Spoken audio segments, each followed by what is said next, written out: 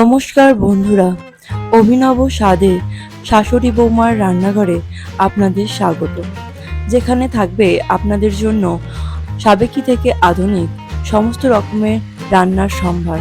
তাহলে চলুন শুরু করা যাক আজকের রান্না। তো বন্ধুরা, কেমন আছো? আজকে আমরা আবার একটা নতুন রেসিপি নিয়ে চলে এসেছি। আর আজকের রেসিপির নাম মোচা চিংড়ি।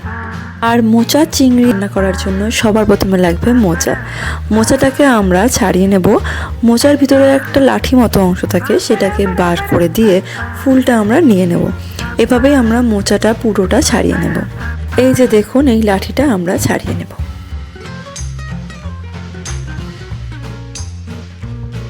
আপনারা দেখতেই পাচ্ছেন আমাদের মোচা ছাড়ানো হয়ে গেছে। এবার আমরা মোচাগুলোকে নিয়ে কাঁচি দিয়ে কেটে নেব, কুচিয়ে নেব, যেটাকে বলে। ঠিক এইভাবেই কাঁচি দিয়ে কুচিয়ে নেব।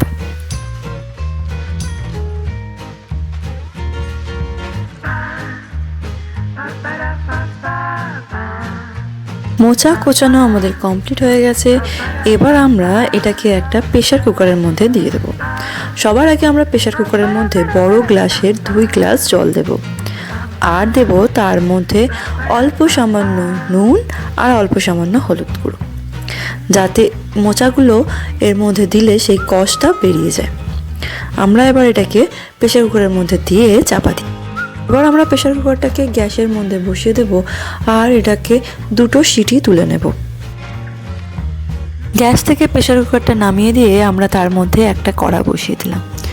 কড়ার মধ্যে অল্প সামান্য তেল দিলাম, সেটা গরম হওয়ার জন্য।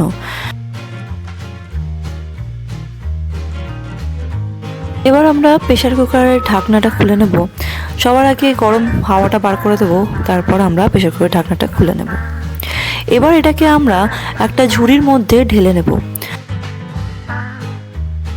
যাতে এর মধ্যে যে জলটা রয়ে গিয়েছিল সেটা ভালো করে বেরিয়ে যায়। এই জলটা ঝরিয়ে নেওয়ার জন্য আমরা এটা ঝুড়ির মধ্যে ঢেলে দিলাম। এতক্ষণে তেল আমাদের গরম হয়ে গেছে।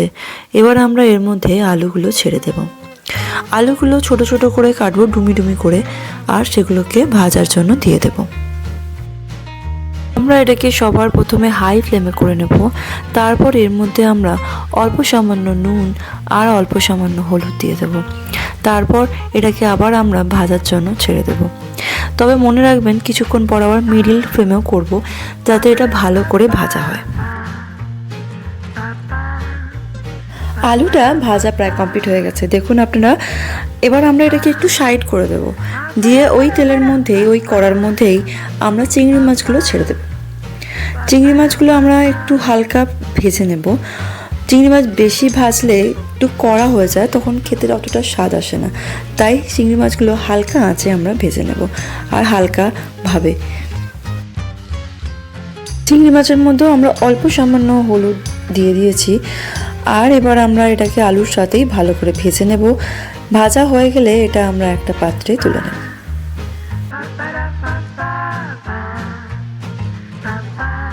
আলু আর চিংড়ি মাছটা ভাজা আমাদের হয়ে গেছে। এবার আমরা ওই তেলের মধ্যেই 2টো শুকনো লঙ্কা, 2টো তেজপাতা আর 1 চামচ গোটা জিরে দিয়ে দেব। দিয়ে ভালো করে এটা ভেজে নেব। এগুলোকে ভালো করে একটু ভেজে নেবার পর এর মধ্যে আমরা দিয়ে দেব পেঁয়াজ কুচিগুলোকে। পেঁয়াজ কুচিটাকেও আমরা ভালো করে নেড়ে নেব। পেঁয়াজটা আমরা ভালো করে একটু ভেজে নেব। দেখুন, পেঁয়াজটা আমাদের ভালো করে ভাজা হয়ে গেছে। এবার আমরা সবার আগে এর মধ্যে দিয়ে দেবো 1 চামচ ঘি। এই ঘিটা আপনারা একটু আগেও দিতে পারেন তেলের সাথে, আবার পরেও দিতে পারেন। ঘিয়ের পর আমরা দিলাম 1 চামচ রসুন, 1 চামচ মিট মশলা, 1 চামচ শুকনো লঙ্কা গুঁড়ো, আর অল্প সামান্য কাশ্মীরি লঙ্কা গুঁড়ো, যাতে কালারটা খুব ভালো করে আসে। এবার এটার মধ্যে আমরা 1 চামচ গরম মশলাও দিয়ে দেব। আর এবার এটাকে আমরা ভালো করে একটু নাড়িয়ে নেব। তা ভালো করে নাড়িয়ে নেওয়ার পর এর মধ্যে আমরা অল্প সামান্য নুন দিয়ে দেব, আর দিয়ে দেব 1 মুঠো ছোলাগুলোকে আমরা ভালো করে নাড়িয়ে নেব। আর এর মধ্যে অল্প সামান্য আমরা জল দেব, যাতে এটা ভালো করে মশলাটার সাথে মিশে যায় আর অল্প একটু সিদ্ধ হয়ে যায়। তাই আমরা এর মধ্যে অল্প সামান্য একটু জলও দিয়ে দেব। এবার এটাকে আমরা একটু ভালো করে নেড়ে নিয়ে চাপা দিয়ে দেব। কিছুক্ষণ পর আমরা চাপাটা খুলে দেখে নেব। দেখুন মশলাটা পুরো রেডি হয়ে গেছে, তেলটা ছেড়ে দিয়েছে, একদম পারফেক্ট হয়ে গেছে। এবার আমরা এর মধ্যে দিয়ে দেব আদা বাটা। তখন আমরা শুধুমাত্র রসুন বাটা দিয়েছিলাম, এবার দিলাম আমরা বড় চামচের হাফ চামচ আদা বাটা। আর দিয়ে দেব ম্যাগি হট অ্যান্ড সুইট 2 চামচ। আপনারা চাইলে যে কোনো সস দিতে পারেন। এবার আমরা এর মধ্যে দিয়ে দেবো গোলমরিচ গুঁড়ো, খুবই অল্প পরিমাণে গোলমরিচ গুঁড়োটা আমরা এখানে দিয়ে দেবো। এবার এটাকে আমরা ভালো করে মিশিয়ে নেব।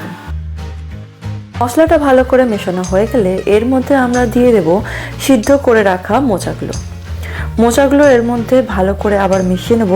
ঠিক একবারে এর সাথে যাতে মশলাটা মিশে যায় সেভাবে আমরা বারবার এটাকে নাড়তে থাকবো। মশলাটা ভালো করে মেশানো হয়ে গেলে এবার আমরা এটার মধ্যে অল্প সামান্য জল দেব আর এটাকে চাপা দিয়ে কিছুক্ষণ ফোটার জন্য ছেড়ে দেব।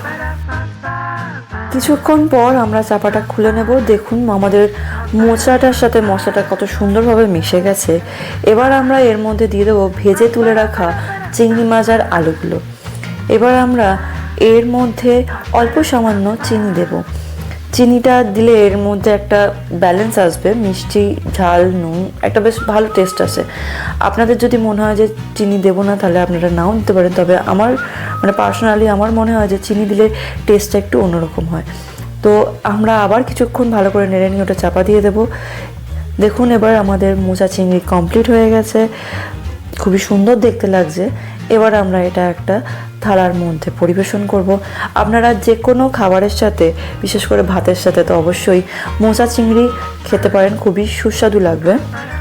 তো বন্ধুরা, এরকমই অভিনব রান্নার জন্য আমাদের চ্যানেল অভিনব স্বাদকে অবশ্যই সাবস্ক্রাইব করবেন আর তার পাশে থাকা বেল আইকনটি প্রেস করতে ভুলবেন না।